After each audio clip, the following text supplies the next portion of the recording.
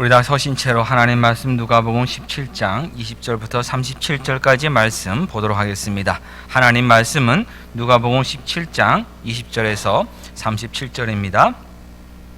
바리새인들이 하나님의 나라가 어느 때에 임하나이까 묻거든 예수께서 대답하여 이르시되 하나님의 나라는 볼 수 있게 임하는 것이 아니요 또 여기 있다 저기 있다고도 못하리니 하나님의 나라는 너희 안에 있느니라.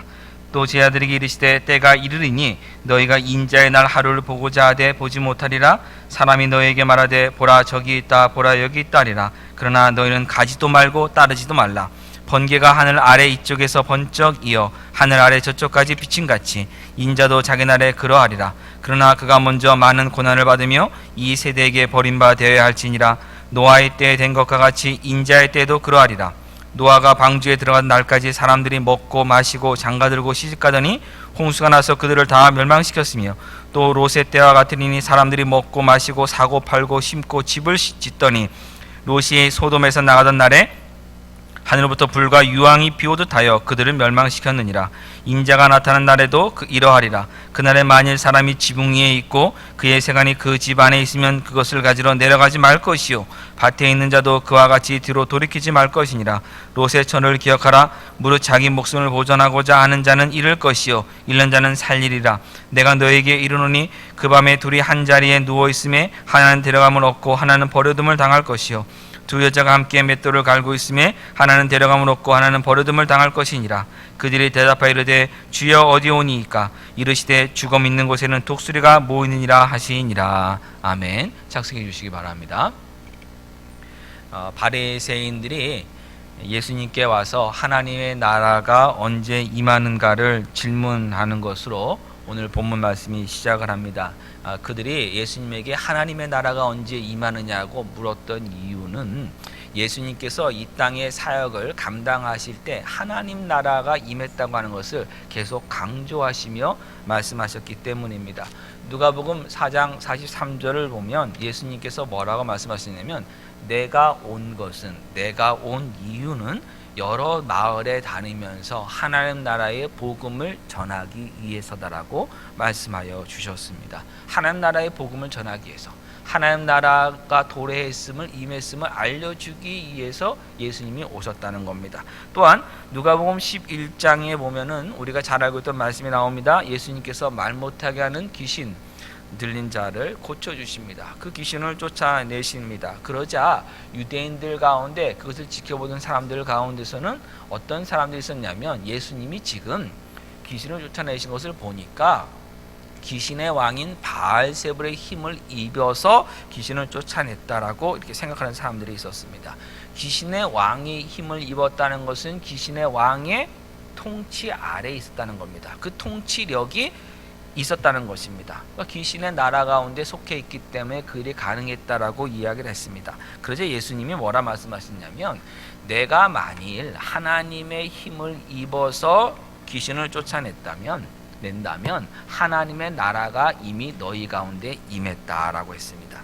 예수님 당시에 귀신을 쫓는 사람들이 있었습니다. 근데 그들을 귀신 쫓을 때 유대인들은 그들을 보고 뭐라고 그러냐면 하나님의 힘을 입어서 귀신을 쫓아낸다고 인정을 했습니다. 근데 그들이 하나님의 힘을 입은 사람들이 쫓아내지 못했기 때문에 이 말 못하게 귀신 들린 사람이 있었던 것입니다. 그러면 지금 예수님은 그들이 쫓아내지 못한 사람, 그 귀신을 쫓아낸 것입니다. 만약에 예수님이 귀신의 왕인 그 바알세불을 힘입어서 지금 귀신을 쫓아냈다고 한다면 어떤 문제가 발생하냐면 하나님의 힘보다 귀신의 힘이 더 크다고 하는 그 결론에 도달하게 됩니다. 그 결론을 받아들일 수가 없는 것입니다. 그래서 예수님이 귀신을 쫓아내신 것은 당연히 하나님의 힘을 입어서 쫓아내신 것이고 그것은 예수님 말씀대로 하나님의 통치하심, 다스리심이 하나님의 주권이 그곳에 이미 선포된 것이기 때문에 하나님의 나라가 이미 임하였다는 증거가 된 겁니다. 그리고 지난주에 살펴본 오늘 본문 바로 앞부분이 무엇이었냐면 나병 환자 10명을 말씀만으로 고치신 겁니다. 그럴 때 한 명이 돌아왔는데 돌아온 사람이 이방인이었고 사마리아인입니다. 그가 와서 하나님께 영광을 돌리며 예수님께 엎드려 감사를 합니다. 이 모습을 지켜보던 바리새인들은 이제 생각을 한 것입니다. 아, 정말 하나님의 나라가 임한 것이 아니겠는가? 뭔가 하나님의 나라의 그 임하심이 지금 있는 것이 아니겠는가 하는 생각이 지금 사실 들기 시작한 것입니다. 그 이유는 뭐냐면 지금까지 일어났던 그 모든 기적들을 보면 하나님의 힘을 입지 않고는 이루어질 수 없는 일입니다. 그리고 지금처럼 이방인이 유대인 앞에 와서 무릎을 꿇었습니다. 사마리아 사람들은 유대인들과 상종하지 않았는데 그가 와서 지금 무릎을 꿇었습니다. 그리고 예수님은 계속해서 예루살렘을 향하여 나가고 계시기 때문에 이제는 유대인의 나라, 어떻게 보면 하나님의 나라가 그들 가운데 지금 임한다고 하는 그 기대를 더 갖게 된 것입니다. 예루살렘은 유대인의 자존심이 걸린 곳입니다. 예수님의 성전이 있는 곳입니다. 그래서 이 세상의 권세가, 세상의 힘이, 세상의 나라가, 로마가 유대 민족을 지금 억압하고 있고 지배하고 있지만 하나님께서 그들의 성전이 있는 이 예루살렘에 다윗의 왕국을 다시 한번 회복시켜 주셔서 그 로마의 압제에서, 이방인의 압제에서 그들을 구원하실 거라고 하는 그 믿음을 가지고 있었습니다. 그 방법이 어떤 정치나 군사 지도자를 택해서 하나님 하실 수도 있는 것이고, 아니면 선지자를 세워서 엄청난 능력을 통해서 할 수도 있는 것이고, 아니면 어떤 초월적인 방법을 하나님 동원하시던 간에 어찌했든 간에 그 이방 나라에서 이스라엘을 구원하시는, 그리고 나서 그 하나님 나라를 세우시고 이방 나라 사람들이, 이방 민족들이 이 유대인들에게 와서 이 하나님의 나라에 와서 다 무릎 꿇고 하는 그 일을 그들이 기대하고 있었습니다. 예수님이 지금 그 가능성을 보이신 겁니다. 엄청난 능력을 행하시고 계시고 지금 이방인이 무릎 꿇는 그 일이 일어난 걸 보니까 하나님의 힘을 입어서 하는 사람이고 무엇인가 하나님 나라를 지금 이 땅에 오게 하는 사람인 거라고 하는 어떤 가능성을 그들이 보았기 때문에 예수님께 와서 말한 겁니다. 그런데 문제는 무엇인가 하면 그들이 보기에 하나님의 나라가 완전히 임한 것은 아니었습니다. 하나님의 나라가 정말 세워졌다면 이미 어떤 눈에 보이는 일들이 일어나야 됩니다. 로마와 싸움이 일어나야 됩니다. 어떤 군사적인 충돌이 있어야 됩니다. 경제적인 부유함들이 갑자기 생겨나야 됩니다. 그런데 이 세상적인 힘들은 전혀 보이질 않고 있습니다.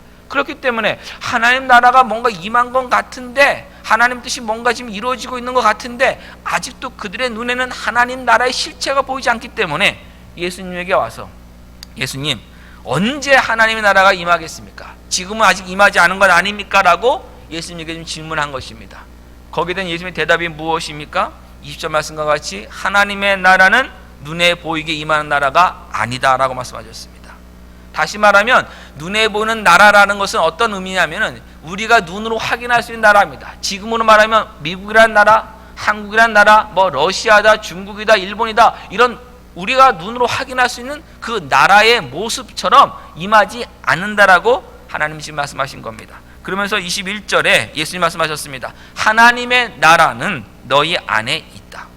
하나님의 나라는 이미 임했다는 것입니다. 이 너희 안에라는 말을 너희 마음 안에라고만 생각하지 마시기 바랍니다. 물론 하나님의 나라가 우리 마음 안에 임하는 것도 사실입니다만은 여기서 말하는 것은 너희들 마음 안에 하나님 나라가 임하지 다른 곳이 아니다, 이런 뜻은 절대 아닙니다. 그렇게 보서는 안 되는 첫 번째 이유는 뭐냐면 지금 예수님은 바리새인들의 질문에 대해서 바리새인들에게 답변하신 겁니다.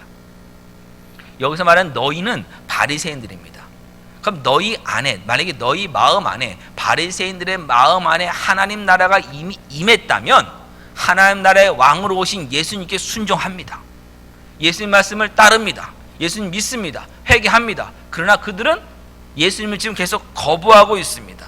예수님을 믿지 않고 있습니다. 그렇기 때문에 이것이 너희 안에 할 때 너희 마음 안에라고 해석해서는 안 되는 것입니다. 두 번째는 하나님의 나라와 우리 마음의 관계를 여러분 생각해 보셔야 됩니다. 하나님의 나라가 훨씬 큰 개념입니다. 우리 마음은 그에 비하면 아무것도 아닙니다. 무슨 이야기인가 하면 하나님의 나라가 우리 마음 안에 들어온 것이라고 한다면 우리 마음이 하나님 나라보다 더 크게 돼야 됩니다.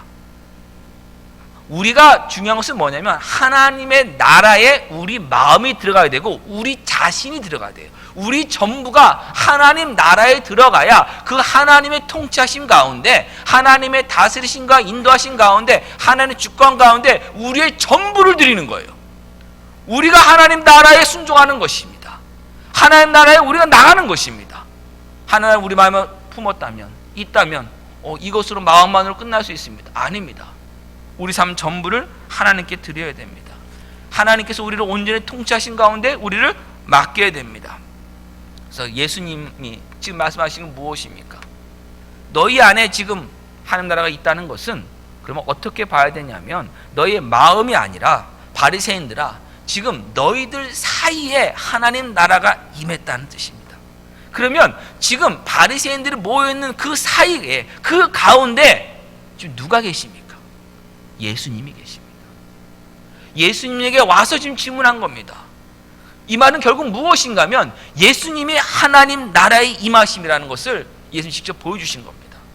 예수님이 이 땅에 오신 것은 하나님 나라로 오신 것입니다. 예수님이 지금 옆에 계십니다. 그럼 하나님 나라가 그들 옆에 지금 온 것입니다. 예수님은 이 하나님 나라의 통치를 계속해서 그 옆에서 보여주고 있는데, 그들이 들어오질 않은 거예요. 왜 들어오질 않냐면, 바로 옆까지 왔는데도 불구하고, 내 앞까지 왔는데도 불구하고 그 안에 들어가지 않은 겁니다. 그래서 오늘날로 보면 어떤 겁니까? 복음이, 하나님의 말씀이 우리 앞까지 다 지금 왔습니다. 한 사람 한 사람에게 하나님께서 복음을 다 주셨어요. 복음을 듣게 하셨어요. 근데 그 복음 안으로 안 들어가는 거예요. 지금 바로 왔는데도 불구하고 나는 이 복음 안에 못 들어가겠다는 겁니다. 이유는 뭡니까? 그 복음에 믿어지지 않는 이것도 있고요, 그 복음이 내가 기대하는 복음이 아니기 때문이에요. 세상에서의 기쁜 소식을 원하는데, 하나님의 기쁜 소식, 그게 도대체 내 인생에 뭐냐는 거예요. 내 영혼이 구원받는 거, 지금 당장 내가 힘든데 무슨 영혼의 구원까지 바라느냐? 세상에서 내가 좀 더 출세하고 좀 더 힘을 얻고 거기에 초점이 있는 것이지, 어떻게 하면 돈을 벌 것인가, 어떻게 하면 더 위로 올라갈 것인가, 어떻게 하면 명예를 얻을 것인가, 이것이 나에게 기쁜 소식인 거지, 하나님의 자녀가 되었다, 의롭게 살아라, 그것이 도대체 나에게 무슨 의미가 있느냐? 하나님의 복음일 수는 있습니다만은 나에게는 복음이 아닌 겁니다. 복음 안에 들어가지 않는 겁니다. 그것이 현재 바리새인들의 모습이에요.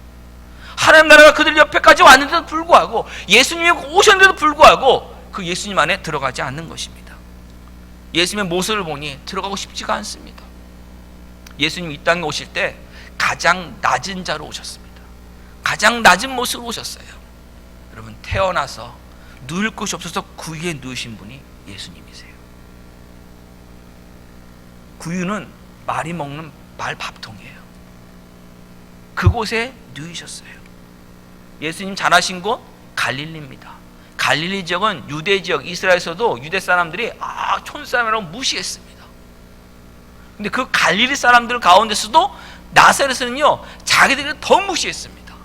어떻게 나사렛 선한 것이 날 수 있겠느냐고 이런 이야기를 했었습니다. 그 정도로 무시받는 곳에서 예수님이 자라셨어요. 예수님은 가장 낮은 자로 오셨어요. 섬기러 오셨어요. 그 모습 보니까 그 안에 들어가기 싫은 겁니다. 예수님께서 이 땅에 하나님 나라의 왕으로 오셨는데, 통치해 오셨는데, 그 왕으로서 취임하시는 모습이 뭔지 아십니까, 여러분? 성경에 예수님이 왕으로 취임하시는 모습을 잘 보여주는 게 뭐냐면, 예수님이 십자가 지실 때입니다. 십자가 지는 것이 예수님의 왕되심이 처음으로 선포되는 날입니다. 저는 그런 왕이 즉위시라고 보고 싶습니다. 하나님 보좌 우편에 올라가신 그 왕이 즉위시가 아니라 이 땅에서 왕으로 오셨음을, 하나님 나라에 임하셨음을 보여주는 그 모습이 십자가를 지심으로 증거하신 거예요. 여러분, 왕이요, 이 세상을 다스리는 그 왕이요, 다른 사람의 죄를 위해서, 그것도 자기는 아무런 잘못도 없는데 다른 사람의 죄를 위해서 자기 목숨을 내놓는 그 십자가의 희생이 예수님의 왕되심을 증거한다는 사실에 여러분, 놀라야 됩니다. 그것이 하나님이 일하시는 방법입니다. 우리 요한복음 18장으로 가보겠습니다.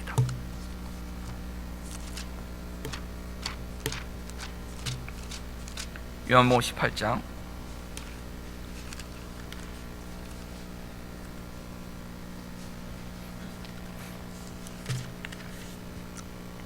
33절.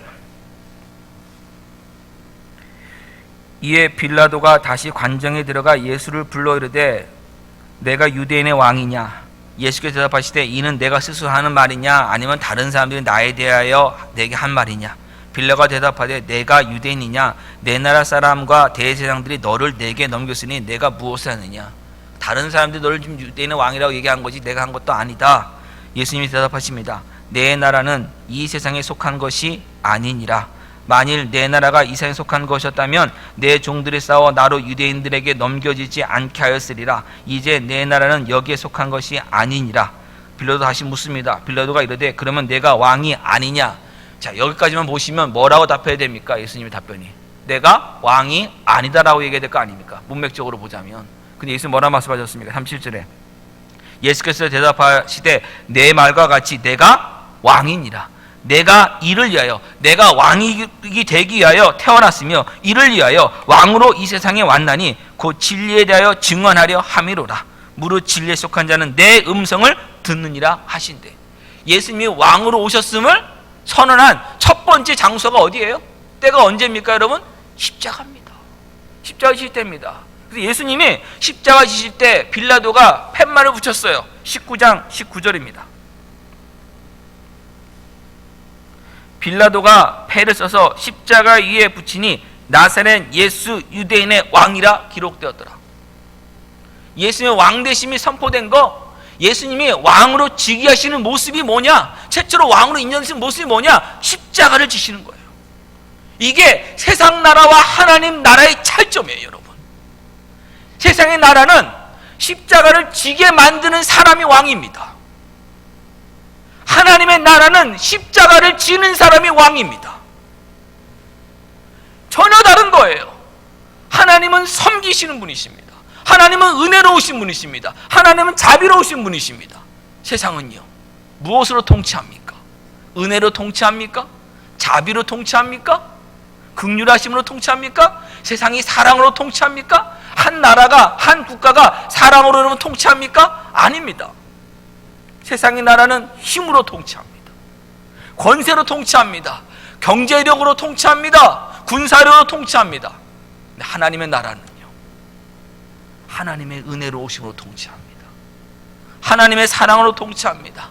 하나님의 의로우심으로 통치합니다. 하나님의 거룩하심으로 통치합니다. 이게 하나님 나라입니다. 예수님은 그 하나님 나라로 지금 오신 겁니다. 로마서 14장으로 가보겠습니다. 로마서 14장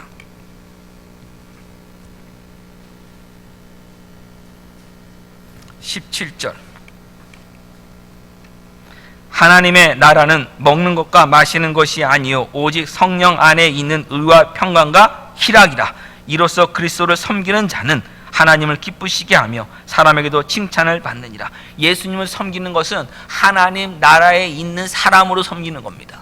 성령 안에서 의와 평강과 희락으로 섬기는 겁니다. 다른 것으로 예수님 섬기는 거 아닙니다. 세상의 재물로 섬기는 거 아닙니다. 세상의 권세로 섬기는 거 아닙니다. 목사님, 이제 제가 신앙생활을 좀 지금 못하지만 앞으로 제 형편이 좀 좋아지면 신앙생활 좀 제대로 하면서 목사님 좀 도와드리겠습니다. 이렇게 말하시는 분들이 목회다 보면 한두 번은 꼭 만나게 됩니다. 여러분, 혹시 그런 생각을, 지금 얼굴 보니까 그런 분이 안 보이시는 것 같아서 이게 좋아야 되는 건지 싫어야 되는 건지 모르겠습니다만은 그런 마음이 있다면 여러분 빨리 내려놓으셔야 됩니다. 하나님을 섬기는 것, 예수님을 섬기시는 것은 성령 안에서 의와 평강과 희락으로 섬기는 겁니다. 하나님 나라의 백성으로 섬기는 겁니다. 세상의 것으로 섬기는 것이 아닙니다. 그렇기 때문에 우리가 하나님 앞에 나올 때 언제든지 나올 수 있는 이유가 있습니다. 세상의 것을 가지고 오는 게 아니기 때문입니다. 세상의 자랑을 가지고 나오는 것이 아니기 때문입니다. 형편이 좋아지면 섬긴다는 건 뭐냐면 내 자랑을 가지고 나오겠다는 거예요. 누구 앞에요? 하나님 앞에요. 그리스도 앞에요. 근데 하나님의 나라는 세상의 자랑이 숨쉴 수 없는 곳입니다. 세상의 나라는 성령님만이 숨쉬시는 곳이고 성령님만이 인도하시는 곳입니다. 무엇을 가지고 여러분 신앙생활 합니까?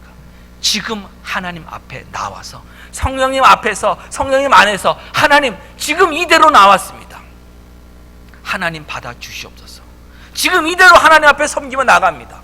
하나님 그것을 지금 기대하고 계십니다. 내가 지금 세상 나라에 살고 있는지 하나님 나라에 살고 있는지 여러분 한번 점검해 보시기 바랍니다. 세상은 의롭다고 얘기하지만 세상이 말하는 의는 가짜 의입니다. 힘과 권세에 의해서 그 의로움이 옳음이 매번 바뀝니다. 어떤 때는 이게 옳은 것입니다. 그러나 여러분 힘센 사람이 나타나서 이거 아니다 그러면 아닌 거예요. 그 힘센 사람 말에 가는 거예요. 하나님의 의는 어떤 의입니까? 예수 그리스도의 의입니다. 죄가 없으신 의입니다.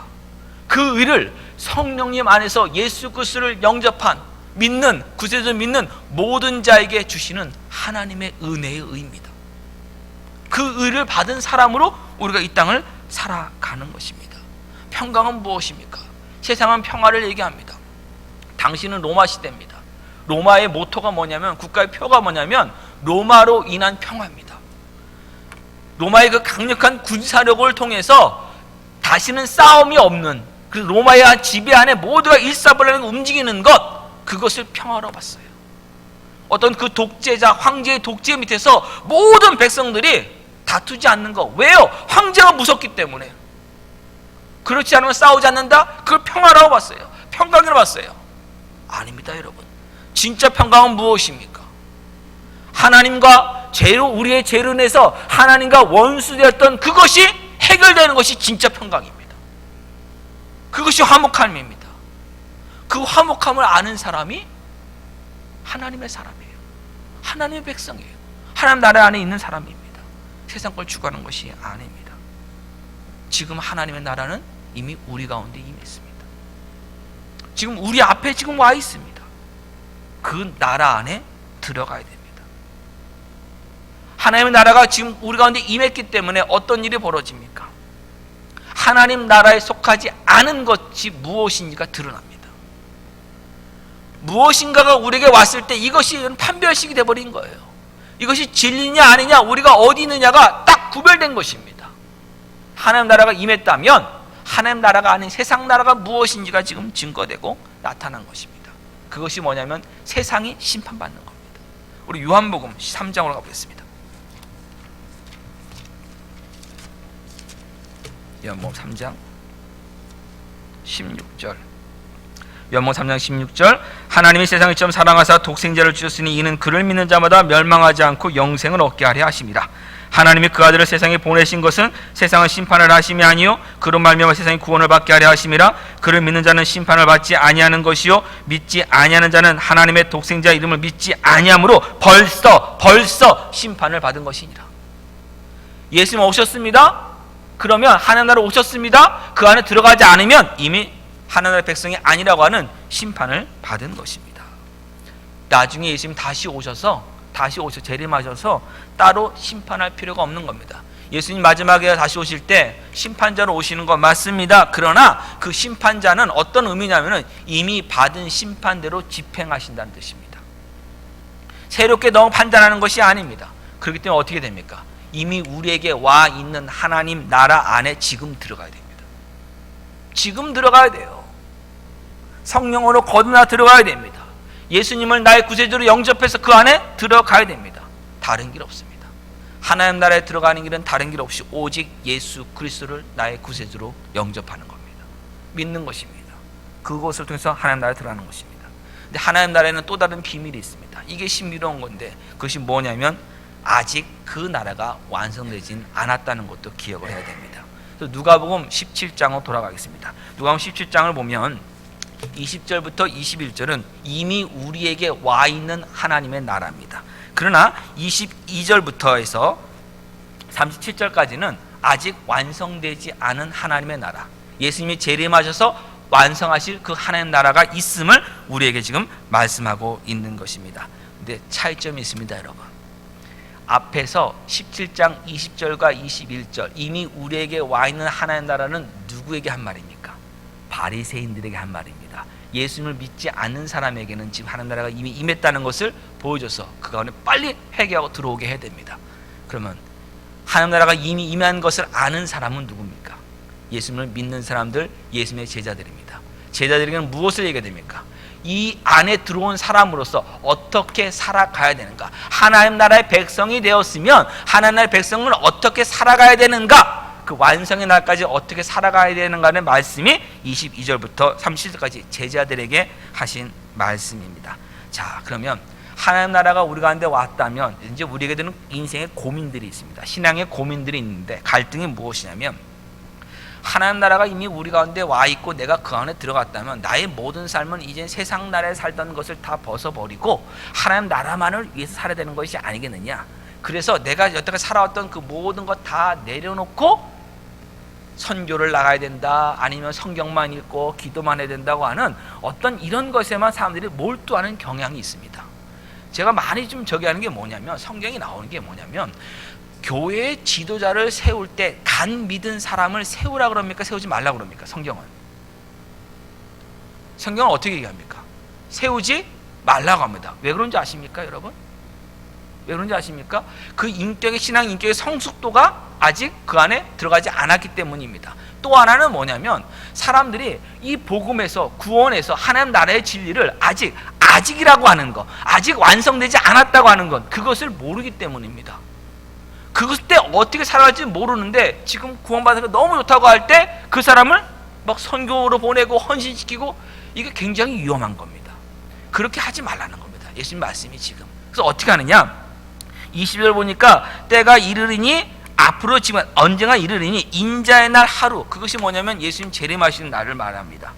보지 못하리라. 너희는 보지 못한다. 당장 이루어질 것이 아니다. 당장 완성되지 않고 좀 미래의 일이다. 앞으로 갈 날이 더 있다는 거예요. 그럼 그때까지 어떤 삶을 살아가느냐, 지금 하나님 나라가 완성하느냐, 지금 이 땅에서 깨어있는 자 살아가는 것이 더 중요한 것이지 뭔가를 위해서 다 포기하는 것은 중요하지 않다. 그렇게 하지 말라는 겁니다. 또 하나는 뭐냐면, 하나님 나라가 이미 와 있고 내가 그 안에 들어가 있는데 왜 내 인생에는 아직도 이 세상 나라에 살던 그 어려움들이 남아있느냐, 고난과 고통이 이것이 왜 남아있느냐, 이 갈등들이 남아있느냐. 예수 믿으면은 뭔가 한꺼번에 다 해결되는 그것이 일어나는 게 아니라, 하나님 나라에 내가 들어와 있는데 내 삶은 계속 힘들어요. 예수 믿으면 갑자기 인간관계가 좋아지는 게 아니라 또 다른 인간관계가 나 어렵게 만들어요. 이런 일들은 막 일어나는, 그때 어떻게 하겠느냐는 거예요. 단 한 가지입니다. 하나님의 나라는 아직 완성되지 않았습니다. 예수님 오실 때 완성됩니다. 그럼 그때까지는 하나님 백성답게 하나님의 통치하심 앞에서 우리가 어떻게 합니까? 그 믿음의 갈등 안에서 하나님의 뜻을 알고 그 뜻대로 순종하고자 하는 그 결단의 갈등들이 계속 일어나는 것입니다. 그 믿음의 선한 싸움들이 그 안에 있는 것입니다. 이 믿음의 선한 싸움을 싸워서 승리하라는 거예요. 그것이 지금 하나님 나라가 아직 완성되지 않은 이때 성도들이 살아야 될 모습입니다. 24절 보면, 예수님께서 다시 오실 때, 재림하실 때는 눈에 보이게 오신다, 공개적으로 오신다고 했습니다. 그 사람들이 재림 예수다, 예수가 왔다고 하는 것에 대해서 여러분 말할 때마다 듣지 마시고 가지도 말라 예수 말씀하셨습니다. 이걸 기억하셔야 됩니다. 한국에만 자칭 재림 예수가 30명이랍니다. 한국에만.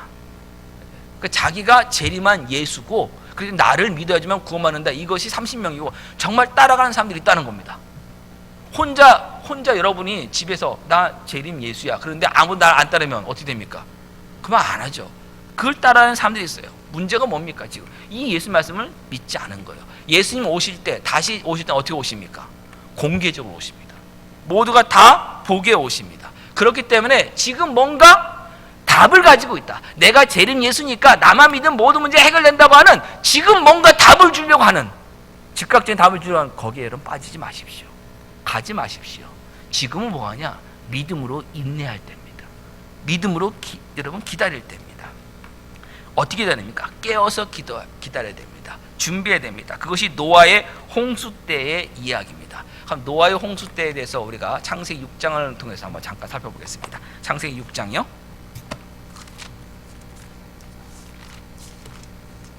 창세기 6장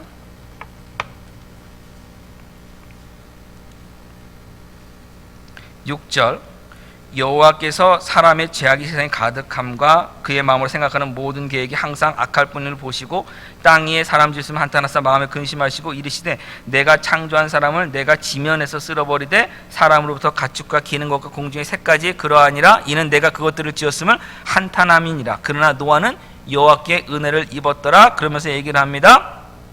13절 보세요. 합니다. 하나님이 노아에게 이르시되 모든 혈육 있는 자의 포악함이 땅에 가득함으로 그 끝날이 내 앞에 이르렀으니 종말의 날이 그날이 너에게 임하였으니 내가 그들을 땅과 함께 멸하리라. 너는 뭐하냐면 방주를 져라. 내가 홍수를 일으켜서 17절에 땅에 무는 생명이 있는 모든 육체를 천에서 멸절하니 땅에 있는 것이 다 죽으리라. 그러나 너는 와 너의 가족은 방주로 들어가라 라고 지금 말씀하셨습니다. 그럼 21절 보세요. 너는 먹을 모든 양식을 내게로 가져다가 저축하라. 이것이 너와 그들의 먹을 것이 되리라. 노아가 그와 같이 하여 하나님이 자기 명하신 대로 다 준행하였더라. 자, 이제 저 보시기 바랍니다.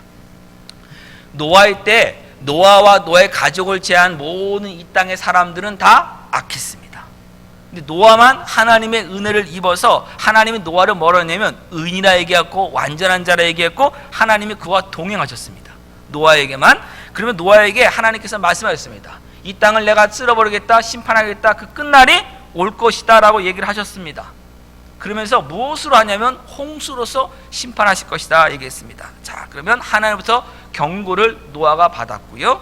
근데 이 경고가 어떤 경고냐? 보이지 않았던 경고입니다. 무슨 이야기인가 하면 당시에 노아의 때까지는 이 땅에 비가 없었습니다. 성경에 따르면 비가 내렸던 기록이 없습니다.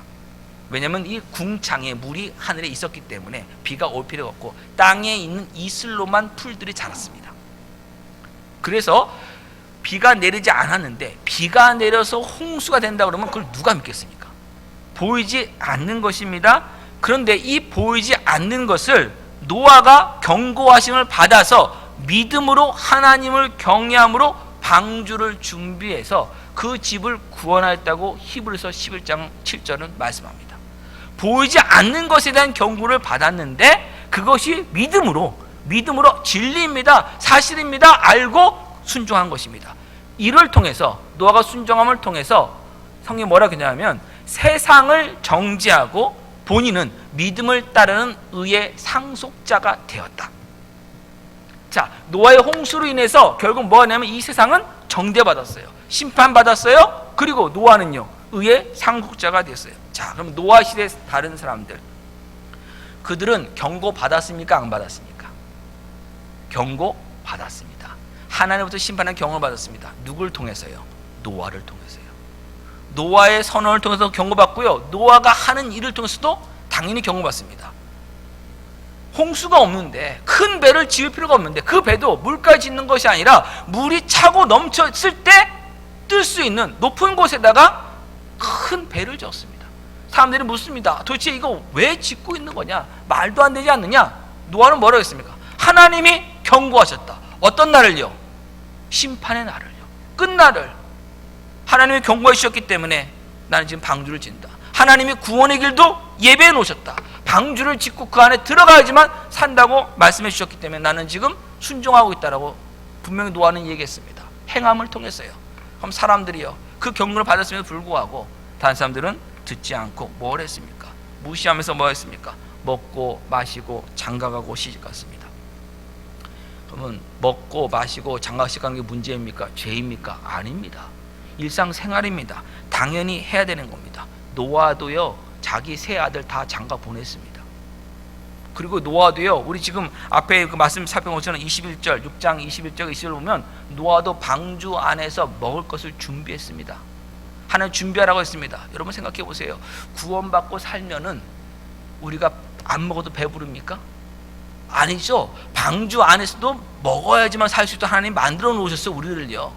그것을 지금 노아가 다 준비를 했어요. 먹는 것 마시는 거 이게 문제 아니에요. 죄 아닙니다. 그러나 문제는 무엇입니까? 하나님을 경외함으로 먹고 마시는 일을 하지 않은 겁니다.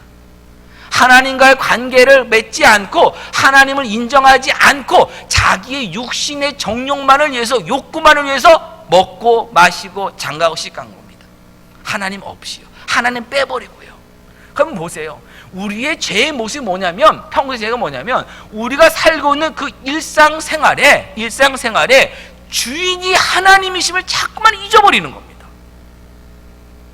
여러분, 집에 가면은 우리 집의 주인은 예수님이시여 하고서는 식탁에다가 다 붙여놓는 분들이 있습니다. 옛날에 되게 많았습니다. 정말요? 식탁에서 제일 많이 싸워요.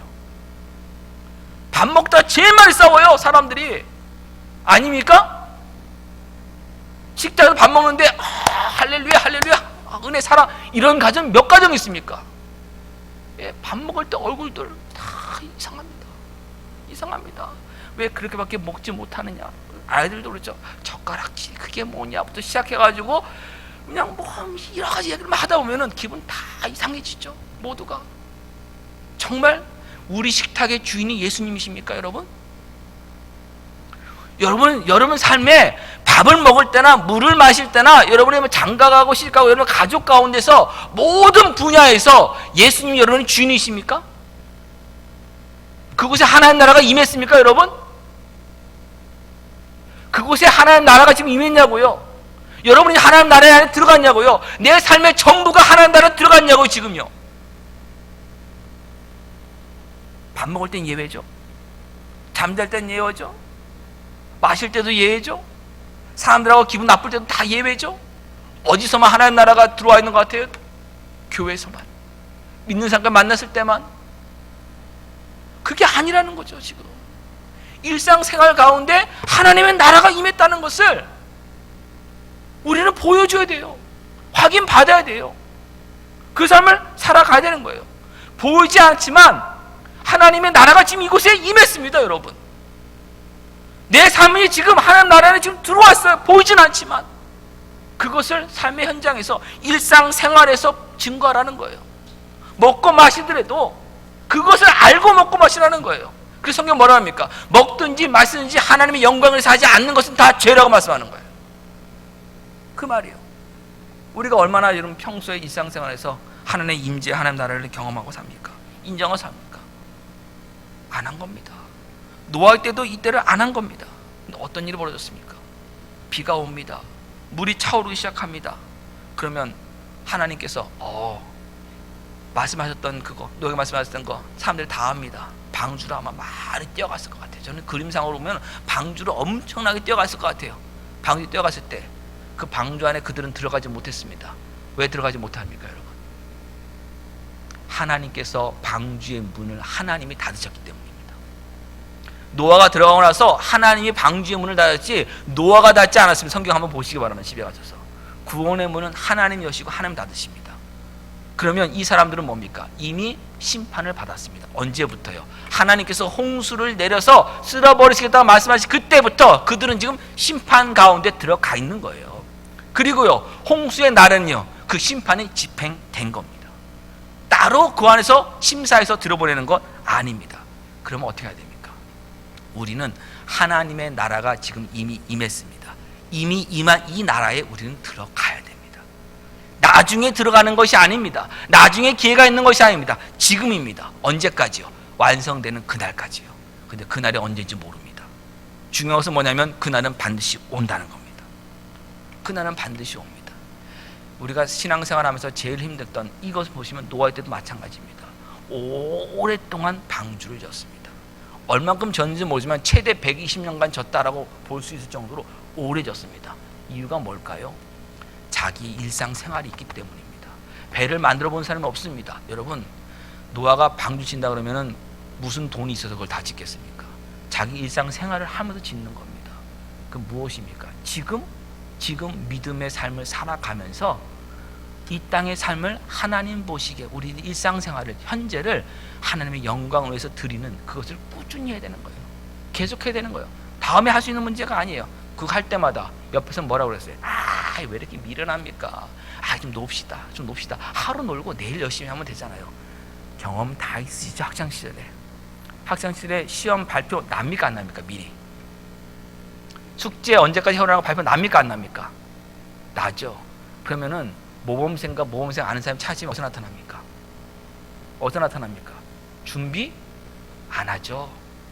놀기 바쁘죠. 그러면서 어떻게 합니까? 열심히 준비한 사람들 보면은 무슨 그렇게 공부하냐 뭐하냐 막 얘기합니다. 계속 방해합니다. 그러면 그때는요, 누가 바보입니까, 여러분? 모범생이 바보입니다. 범생이 들어보셨습니까? 범생이 좋은 뜻 아닙니다. 모범생을 범생으로 놀립니다. 또 하나는요, 범털이라고도 얘기하고 있는 많이 했습니다. 제가 학원에서 예전에 그 강사 생활을 잠깐 한 적이 있는데, 중학생에 있는데 공부를 굉장히 열심히 하는 학생이었어요, 제일. 근데 그 학원에 공부를 안 하는 애가 하나가 들어왔어요. 근데 어느 날 보니까 오락실에 간 거예요, 둘이서. 그래서 학원에서 불렀습니다. 야, 너네들 학원까지 부모님이 돈에서 보내주는데 지금 오락실 가고 있냐고 혼내면서 그 공부 못하는 애한테 너 혼자만 그러지 왜 얘까지 망가뜨렸냐고서는 막 혼냈습니다. 그 학원의 원장님이요. 알고 보니 여러분 어떤 일이었냐면, 공부를 잘하는 애가 모범생이라고 보이는 범생이라는 말이 싫어서 먼저 오락실 가자고 꼬신 거예요. 나도 이렇게 노는 사람이다 보여주고 싶어서. 나는 범생이 아니라는 그 소리를 듣고 싶어서. 세상이 여러분 그렇게 우리를 망가뜨리지 않습니까? 예수님 앞에서 정말 모범적인 그리스도인, 예수의 장성한 그리스도인, 성령님이 열매가 맺어진 그리스도로 살아가려고 하면은 옆에서 뭐라고 그러겠어요? 아이 뭐 그렇게까지 살아, 그렇게 신앙생활해. 그런 분은 안 만나십니까 여러분? 그럼 만날 때마다 좀 답답하게 신앙생활하지. 여러분 답답하게 신앙생활하지, 그걸 칭찬으로 알아듣는 사람이 하나님 나라의 백성입니다. 모범생이 좋은 거예요 여러분, 좋은 거예요.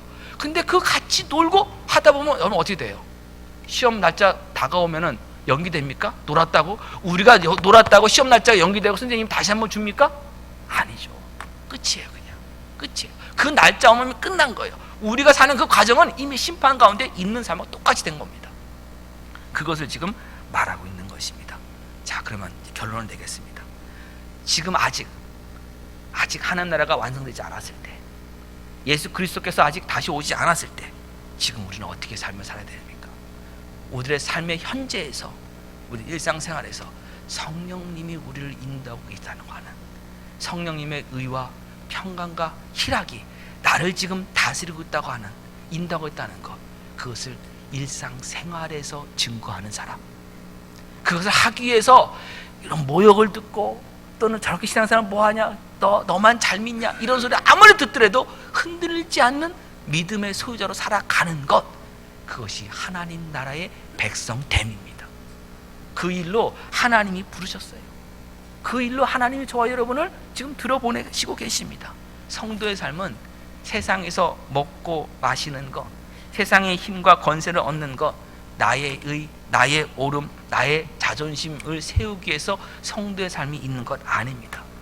성도의 삶은 하나님께서 성령님 안에서 주신 그 의를 위해서, 그 평화를 위해서, 평강을 위해서, 희락을 위해서, 진리를 위해서, 거룩함을 위해서 살아가는 겁니다. 나의 일상생활을 그것을 놓고 바라보고 가는 겁니다. 언제까지요? 주님 우리 부르시는 그날까지. 그날은 옵니다. 반드시 옵니다. 반드시 오는 그날 여러분 기억하시며 기대하시며 내 삶이 주님이 다시 오신다, 예수님을 우리는 다시 만난다, 그것을 계속 믿으면서 지금의 삶을 그 믿음대로 살아가시길 간곡히 부탁드립니다. 기도하겠습니다. 하나님, 은혜 가운데 우리를 불러주셔서 예수 그리스도를 닮아갈 수 있는 인생이 되게 하여 주신 것 진심으로 감사드립니다. 하나님 나라의 백성으로 삼아주셔서 하나님의 영광을 나타내며 하나님의 통치하심 가운데 우리의 삶을 들을 수 있게 하심을 진심으로 감사드립니다. 하나님 나라의 백성답게 살아가도록 믿음을 더하여 주시고 주 앞에 가는 그날까지 하나님 주신 그 믿음 흔들리지 않고 하나님 말씀 붙들고 승리할 수 있도록 도와주시옵소서. 하나님, 그래서 저희들의 모든 일상생활이 하나님 나라가 이미 임했으며 또 하나님 나라가 지금 오고 있음을 믿는 믿음을 보여주는 삶이 되게 하여 주셔서 저희 삶에 함께 하시는 하나님의 영광 확인하며 하나님께 감사와 찬송을 올려드리는 저희 모두가 되게 하여 주시옵소서. 예수님의 이름으로 기도합니다. 아멘. 찬송가 210장 1절과 2절 부르시면서 준비하신 예물 드리겠습니다.